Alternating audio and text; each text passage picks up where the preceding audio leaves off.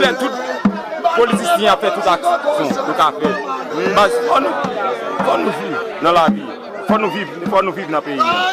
Mon cher, où est là, qu'on y a là, nous cagouiller là, dans le cimetière cagouiller. Les Anglais images en ligne. Comme ça, les tout auditeurs après de là tout, parce que nous connaissons pas le temps d'im. Et me salue tout journaliste qui là en ligne là. Monsieur, c'est bon courage. Mais ça nous demande à part trop pour nous abandonner. Prends conscience, bah nous opportunité pour nous vivre dans le pays.